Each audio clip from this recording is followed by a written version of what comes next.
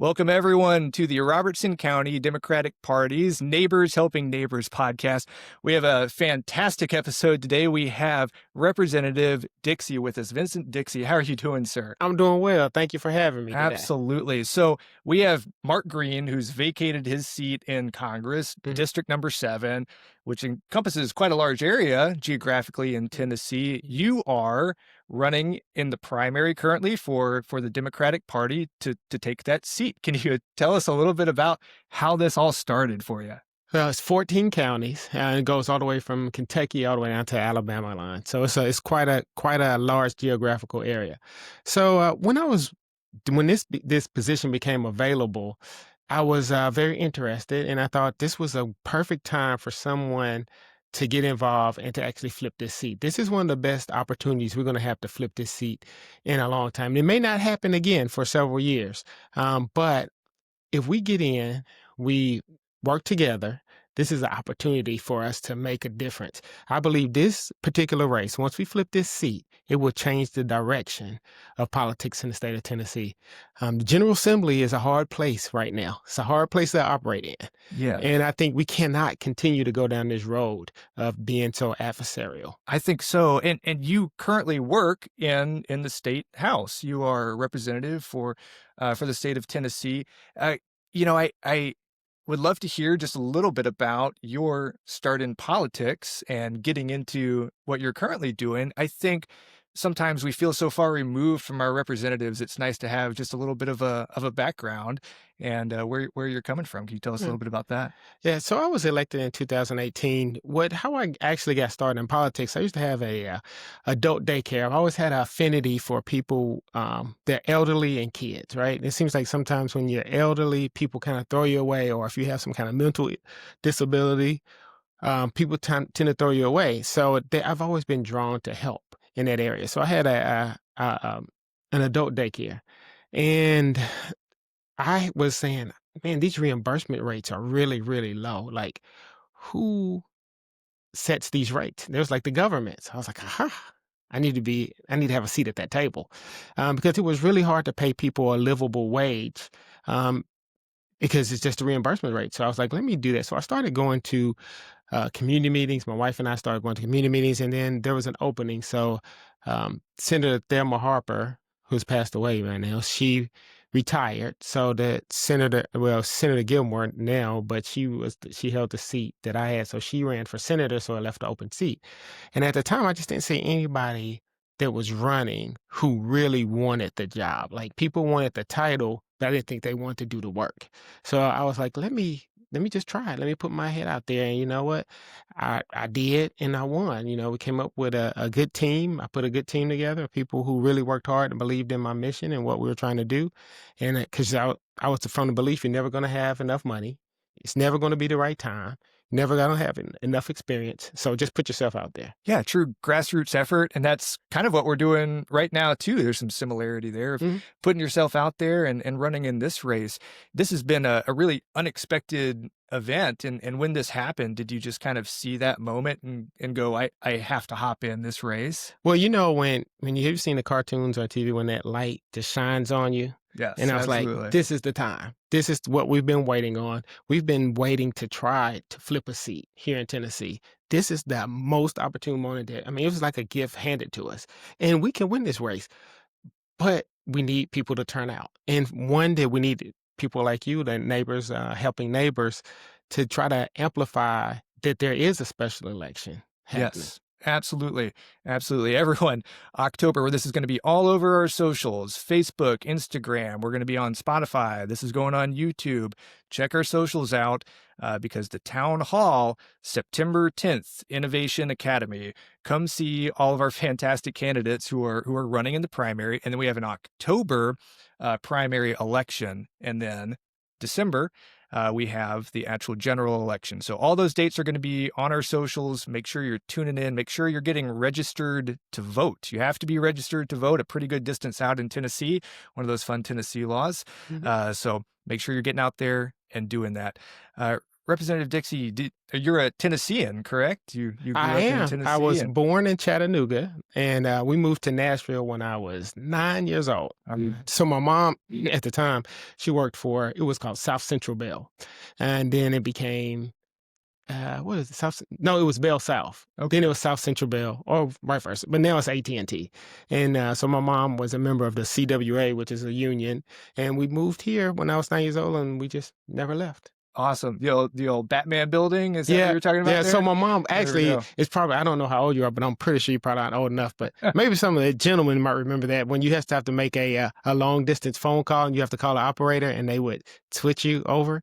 So that's what my mom did. She was a long distance operator. Awesome, awesome. I used to see the Batman building before all the skyscrapers started coming into to Nashville on my way into high school and middle All right. school every Yeah. every Oh, day. where'd you So go to high school? I went to MLK, Martin Luther King Jr. in Okay. downtown. Yes, I grew up in Madison and I went to Hunter's Lane. Okay, Yeah. fantastic, fantastic. I'm familiar. It's always nice to be chatting with locals, and I think that's why this is such a important race, and I'm so glad you're doing Mm, this because you understand Tennessee and its large geographic area mm, is interesting because of course we had Nashville get carved up into three different slices, and we've got pieces of Nashville, and we've also got these rural areas, mm, and I think it's an interesting opportunity mm. to be able to kind of see both sides of that coin and to really do something special for the state of Tennessee. How do you see yourself in the rural politics arena?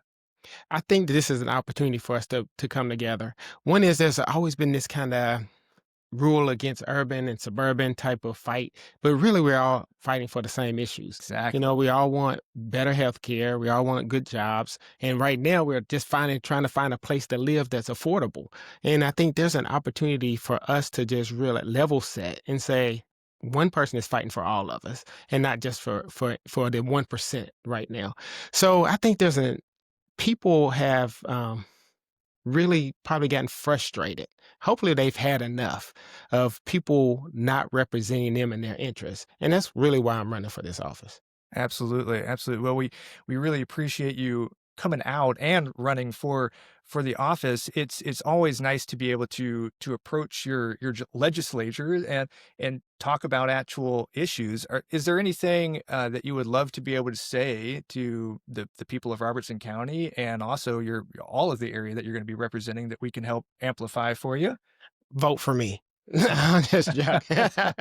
No, but seriously, this is an opportunity for us truly to work on some things that's needed in every community. We need right now. This administration is attacking our safety nets. Medicare, Medicaid, Social Security, and SNAP benefits. We are literally attacking the people that are the most vulnerable, and it's basically we're throwing away just people who they feel that aren't productive to society. And that is very unnerving because right now this administration is just focused on the 1%.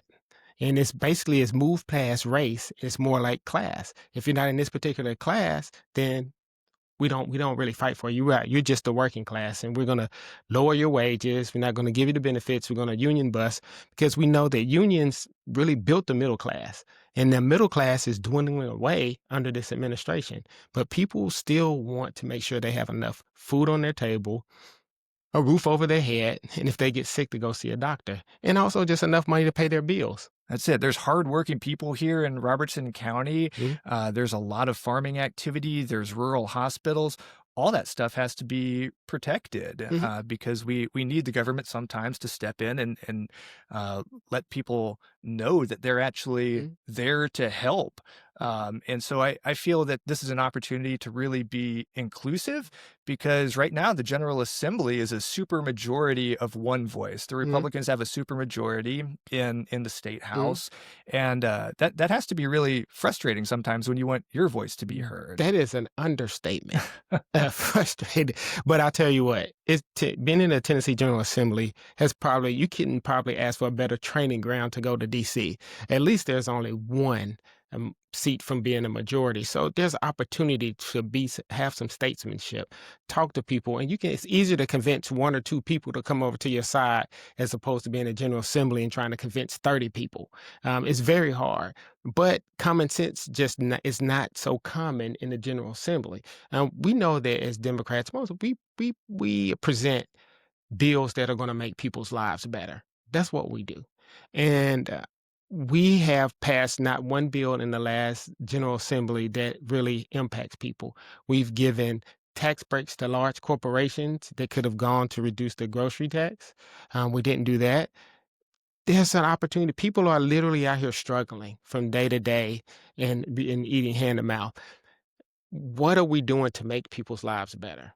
That's it. Common sense legislation that Mhm. helps people out. I really appreciate you Mhm. saying that because that is what people want and deserve. Mhm. And I think that this is an incredible opportunity to have voices that haven't been heard in a long time come forward and say there is another way, and we think it is the way forward. Mhm. And I really appreciate you saying everything that you've said on that front. Well, one other thing, I'm sorry, I mean to interrupt you, No, but when it comes to healthcare, that's what bothers me the most, especially in this area. You have Northcrest, but it's still just driving here. It's still quite a ways away from a healthcare it is. facility, and even in the urban area, there's healthcare deserts. Even though it may be a little bit more accessible, it's still unaffordable for people. So we got to make sure that we take care of those. And under this big I'm going to say that bill, and we'll just call it that bill. Sounds good. Under that bill, Northcrest could possibly be in danger of receiving less money, having to face cuts. And when you face cuts, you lose employees and staff, and that impacts the community because people are not paying their taxes. They're not, they can't live. So Right. we have to make sure that we protect those. Have someone in in the federal government to understand this. And I used to work for HCA as an internal auditor many, many, many years ago. So I understand healthcare just enough to be dangerous, but I understand it. Perfect. Well, you're a local guy who wants to do good for the people, and you're out here meeting with rural people. I Mhm, mean, we're out here in Robertson County. You're making the trek. I'm sure you're doing that with every county mhm. that's going to be within your district. And can you tell us just a little bit about the whirlwind that you are on, the whirlwind tour, and then we'll wrap on up.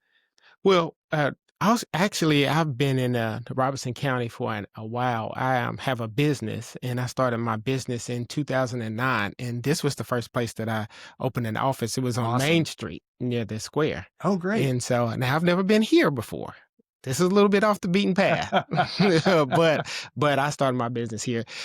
Every day is a adventure. I don't get much sleep, but like I say, as we were driving up here, the motto is "You sleep when you die," and so we will just keep pushing for 60 days. We can do whatever we need to do because this is so important. So important. It's so important that we get people out to vote, and if we get people out to vote, it's going to be a low turnout. So if we can turn out our people, we win. That's it. We will win, That's and I it. truly believe that in the primary and the general. That's it. Folks, September 16th, that is our 17. Oh, sorry. you're good. Is our regularly scheduled meeting. Need you guys to come out so that we can get you scheduled to help with everything that Representative Dixie is talking about. We want to do canvassing, we want to do postcards, we want to get the word out. September 10th, we've got the town hall. Please, please come out and see your It's representatives. a town hall on It's a September 10th? town No, hall. I'm just joking. You got it. I know. Absolutely, folks. So come out and see your representatives. It's so important. And Representative Dixie, I cannot thank you enough for being here with us today. Thank you for what you're doing and what you have already done in the state house. Everything is so important that you're doing. We really appreciate it. So it's very important that you mentioned that September the 16th date. And the reason I said the 17th, because September 17th starts early voting. And so I Yes, want to make sure people know, go vote early. Get it out the way. Make sure that your vote is counted because anything could happen on election day. Please take advantage of it and make sure you vote you have early voting starts on September 17th and actual primary voting election day is October the 7th. Representative Dixie, you're a great guy for coming out here. You want to do right by the people, everywhere, not just in your district. And we really appreciate what you're doing. Thank you so much for coming on the podcast with us today. And we look forward to seeing you again at the town hall real soon. No, thank you for having me. I really enjoyed it. I wish we had more time to talk. Fantastic. Thank you, everyone, for tuning in. Representative Dixie, we will see you all soon.